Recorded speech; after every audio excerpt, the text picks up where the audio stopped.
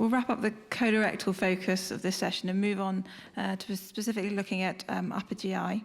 And we've got Ravi Vora back, consultant upper GI surgeon in Nottingham, and Adam Carney, upper GI anaesthetist, also in Nottingham, to lead this session.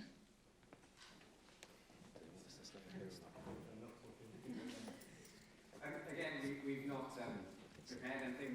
We'll take questions from the audience. We'll take comments. This is a collaborative event. A lot of the stuff is very similar to what we've been discussing.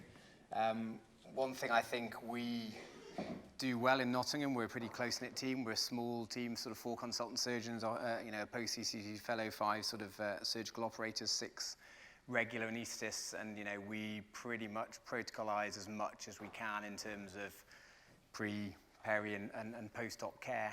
And I guess PQIP helps a bit with that, in sort of looking at that data that we input. One of the things we were asked to look at this afternoon, is there anything else people feel we ought to be collecting as part of PQIP, particularly specifically to upper GI? Does anyone have any comments on that?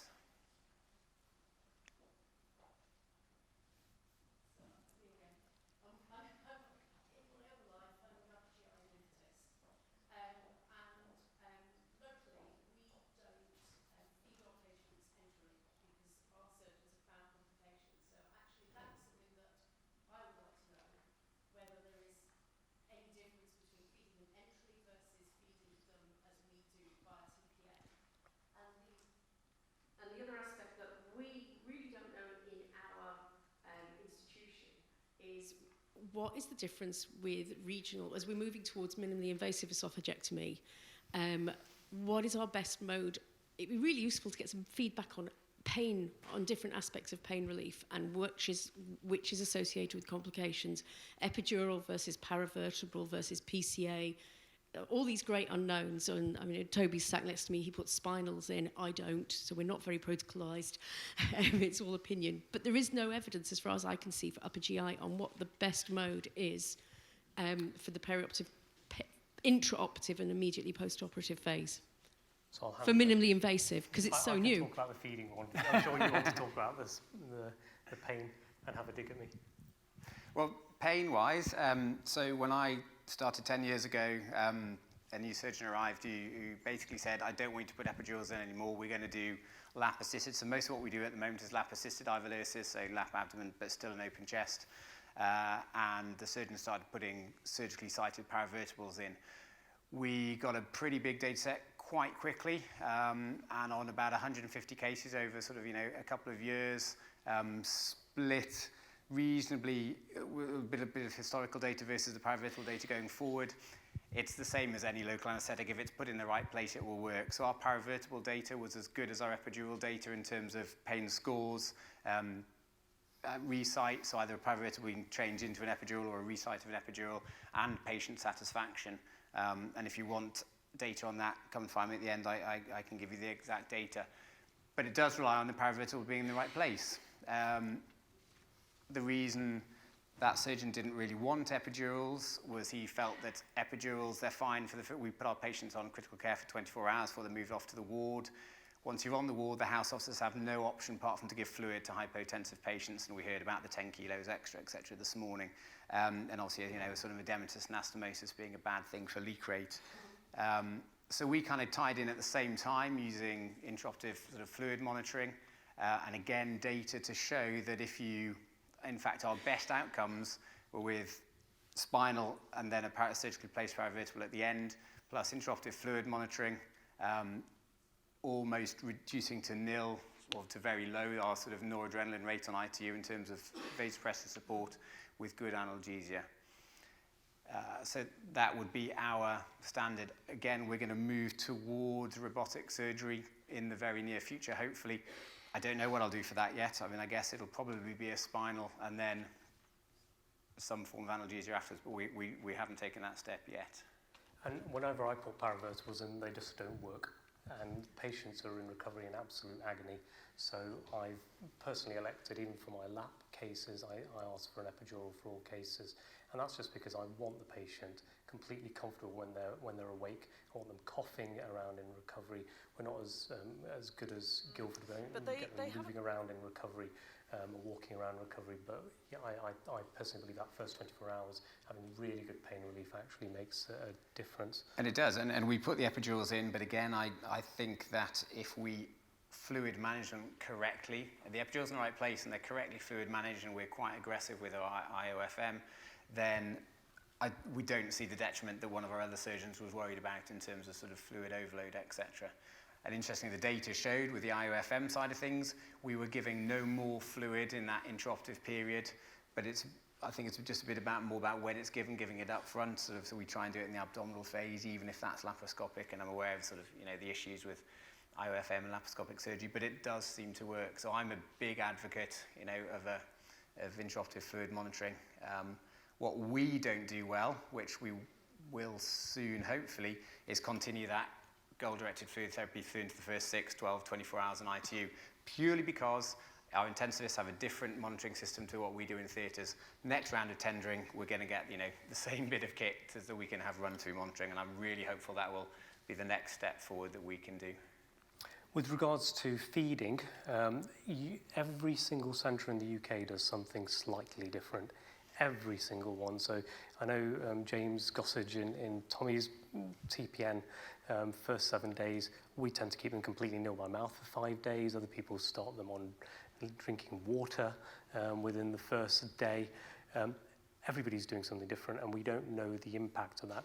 And actually one of the ideas that we've been throwing around, actually using things like PQIP to monitor the data, can we actually set up a clinical trial in upper GI cancer patients where we can investigate the effects, both the short-term effects as well as probably the more important thing, the longer-term quality of life effects of early feeding versus no feeding, TPN versus enteral feeding, keeping them completely nil by mouth, because actually every single centre is doing something subtly different.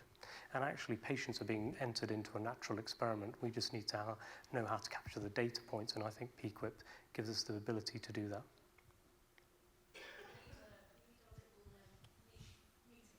We do. Okay, come to Nottingham on the 8th of October. I'll share it on Twitter later. So we have a multidisciplinary meeting, upper GI, so surgeons, anaesthetists, allied healthcare professionals, free for AHBs, £45 for trainees, £90 for consultants. Come along. I couldn't put a slide up now, but come to Nottingham on the 8th of October. This is what we will discuss, and we can make it almost a national standard, potentially.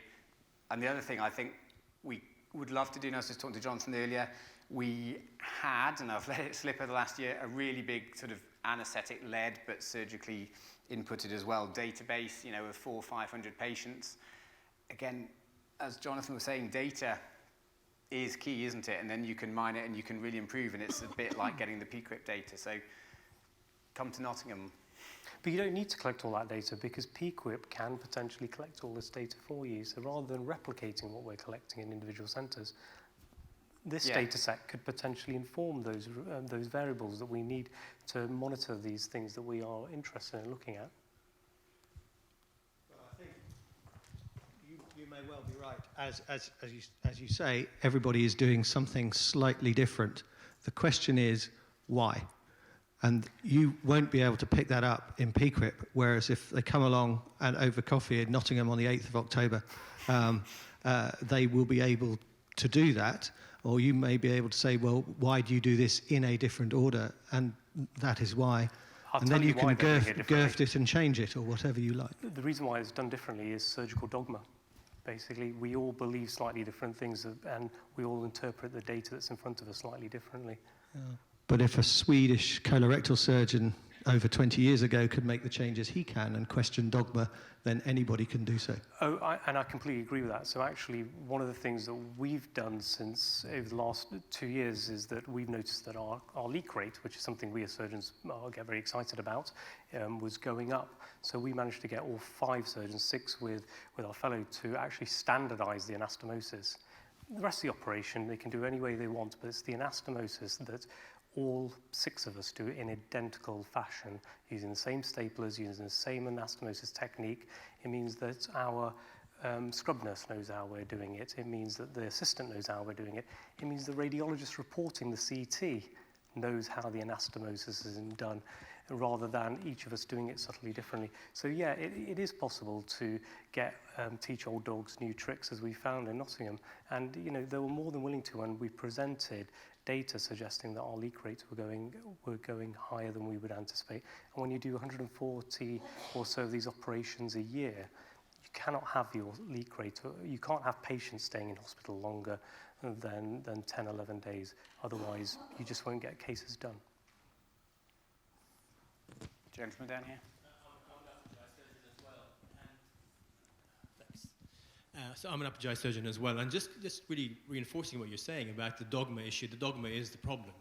In that, the question about epidurals and nutrition is that there's a huge amount of variety. We have variety within our own department. We have surgeons who use jejunostomies, others who don't.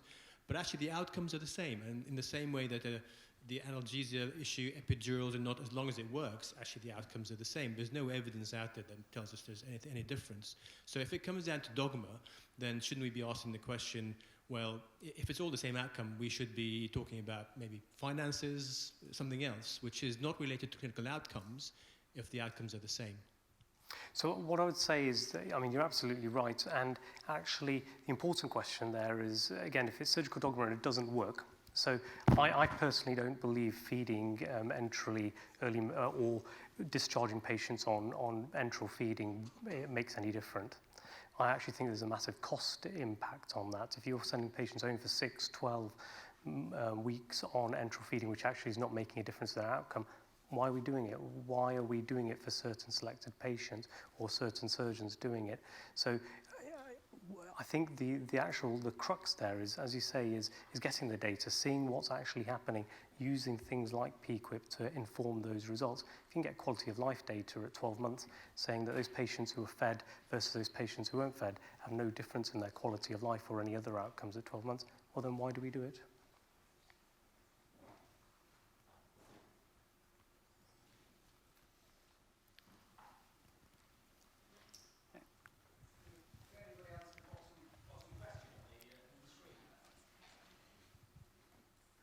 So it is actually a definitive treatment, and it takes patients off their cancer pathway. So that's what it does.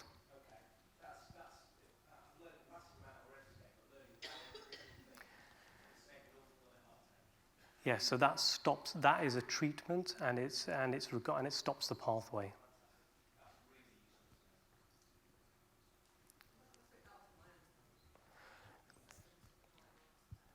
So that's let me use my words carefully.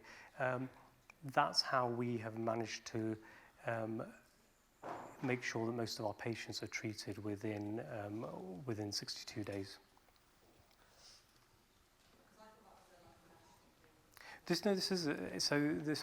When our cancer lead for a trust, who's also an upper GI surgeon, went to check whether this was regarded as a treatment.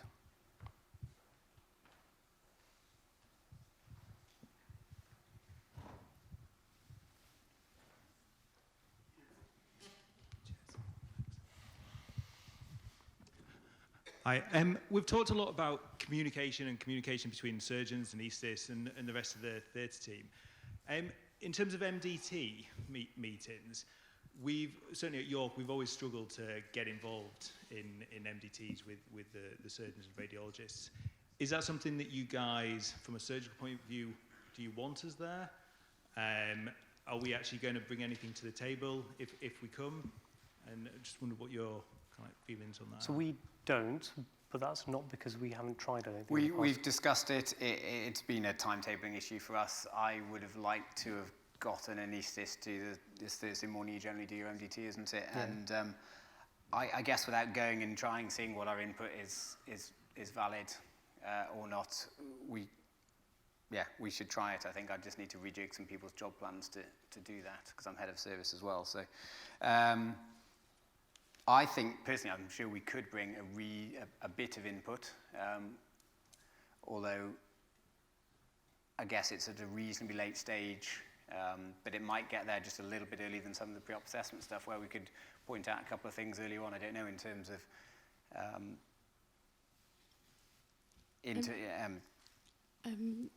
treatments we could do, for example, getting IV iron in earlier, etc., things like that. The thing I really was impressed with this morning was the sending the patients around to, a one-stop pre-op assessment clinic, getting in early, because the other bit I do is orthopedics, and even though that's much more elective surgery, my surgeons are jumping up and down, stamping their feet that we're delaying them, because we don't pick the hemoglobin up until later, or the HbA1c up till later. So the earlier we can get in and see the patients from an anaesthetic point of view with an MDT, personally, I think would be better.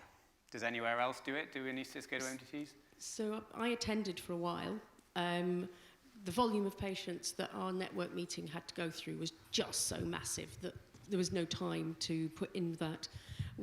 Because of our pathway, our patients are staged at the cancer centre after they've been referred up. So myself and Toby give how did they cope with the staging laparoscopy opinion to the surgeons, and then they feed it into the MDT.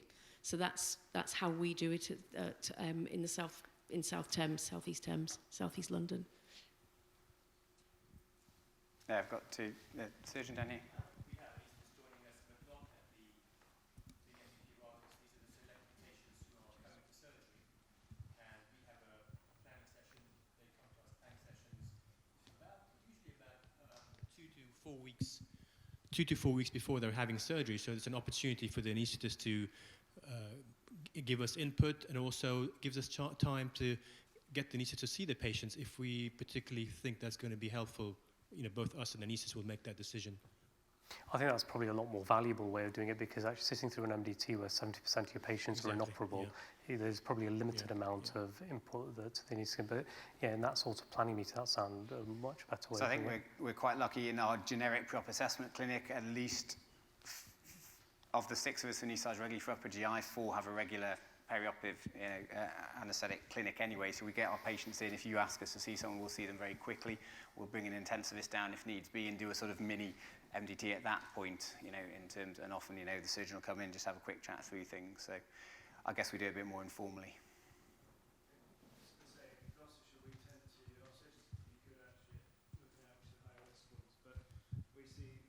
We don't have time to attend MDT, but we do everything before they have neoadjuvant chemo, which most of them do. So they already have their sort of assessment done then.